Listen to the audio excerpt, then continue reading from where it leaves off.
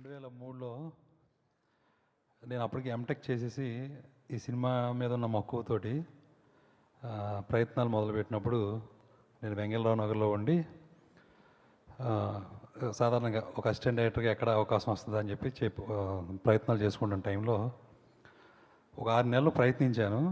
ఇంకా రాదేమో అని చెప్పి మళ్ళీ ఢిల్లీ ఐఐటికి మళ్ళీ బ్యాక్ వెళ్ళిపోదాం అనుకున్న టైంలో అంతకుముందు ఎప్పుడో ఒక 3 నెలల క్రితం పరిచయం అయిన సింధూర్ బో కృష్ణారెడ్డి గారు, మా బాబాయ్ ద్వారా ఎంజీ రావు గారు అని ఆయన ద్వారా పరిచయం అయ్యారండి. సింధూర్ కృష్ణారెడ్డి గారు ఆయన తమ్ముడు గారే మధు గారు, ఠాగూర్ ప్రొడ్యూసర్ ఎవరైతే ఉన్నారో బి మధు గారు అనమాట. నా ఫస్ట్ నా అవకాశం ఇచ్చిన ఆయన కృష్ణారెడ్డి గారు ఎవరైతే ఉన్నారో ఆయనకి కృతజ్ఞతలు సార్.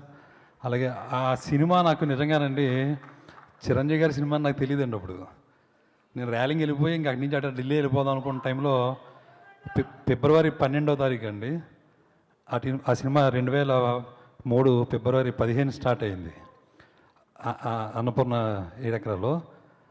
అప్పుడు నేను కరెక్ట్గా ఫిబ్రవరి 9వ తారీఖున ఎప్పుడో ఫోన్ వచ్చిందండి మధు గారి నుంచి. అప్పుడు నేను సెలవు వాళ్ళేదో ల్యాండ్లైన్కి వచ్చింది ఫోన్. ఇలాగా అప్పుడు నువ్వు వచ్చావు కదమ్మా, మా అన్నయ్య చెప్పారు కదా వచ్చి చేస్తావా సినిమా అని చెప్పేసి, అదే అప్రెంటిస్గా. అంటే నాకు అంత ఇంపార్టెన్స్ ఏం లేదండి, కాకపోతే నాకు అవకాశం ఇవ్వడానికి అలా ఒక ఫోన్ వస్తే నేను వచ్చాను అనమాట. నాకు ఏ సినిమా ఏంటో తెలియదండి. నేను డైరెక్ట్గా ఆఫీస్కి వెళ్ళాను. ఆఫీస్కి వెళ్ళిన తర్వాత లోపల మిగిలిన నాకంటే సీనియర్లు ఉన్న కో డైరెక్టర్ గారు, అసిస్టెంట్ డైరెక్టర్ గారు వాళ్ళందరూ ఉంటే, నీకు రైటింగ్ బాగొచ్చా అన్నప్పుడు అప్పుడు వార్త పేపర్లో ఏదో చిన్న పేరా చూపించి అది రాసి చూపించు, రైటింగ్ ఎలా ఉందో చూద్దాం అన్నారు. రాశాను, రైటింగ్ బాగుంది, ఈ అబ్బాయితోటి ఆ రైటింగ్ వర్క్ అంతా చేయించండి అన్నారు.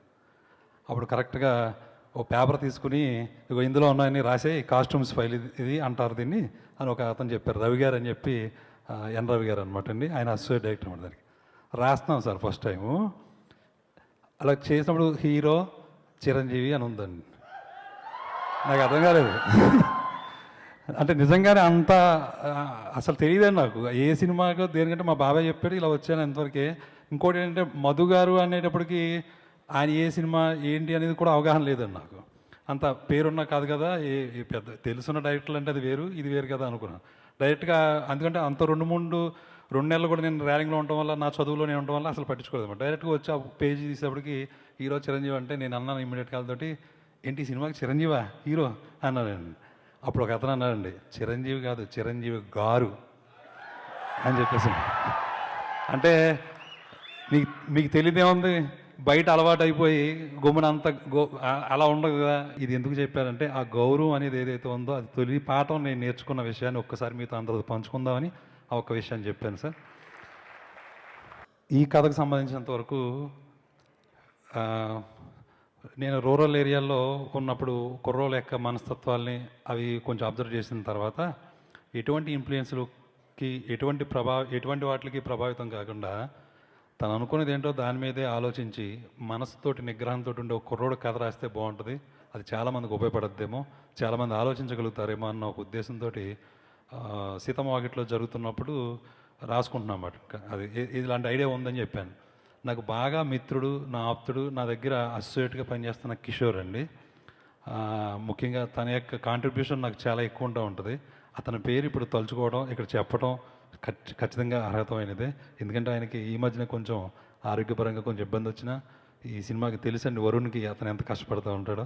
ఆ కిషోర్ నేను కలిసినప్పుడు ఆ సీతమ్మ వాకిట్ల టైంలో ఈ కథ ఎలా ఉంటుంది, నెక్స్ట్ కథ ఇది చేద్దాం అనుకున్నప్పుడు నాకు ఈ వరుణ్ది ఫోటో చూపించాయండి.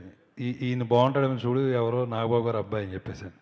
నేను ఇంక రెండో ఆలోచన లేకుండా, మీకు గుర్తుంటే ఉంటుంది సార్, డైరెక్ట్గా ఇంకెవరిని అడగకుండా డైరెక్ట్గా వాళ్ళ ఇంటికి వెళ్ళిపోయి, ఇంకా సీతమ్మ వాకిట్లో ఫైనల్ అవుతుందండి, ఇంకా రిలీజ్ టైంకి వస్తుంది, నెక్స్ట్ కథ ఇది అనుకుంటున్నాను, మీ అబ్బాయి కొంచెం మీరు నాకు ఇవ్వండి, నేను ఖచ్చితంగా ఇలా చేద్దాం అనుకున్నాను అంటే కొంచెం చూడగానే నాకు అనిపించాడు, ఆ క్యారెక్టర్కి తగ్గట్టుగా ఉంటుంది అనిపించిందండి అన్నాను.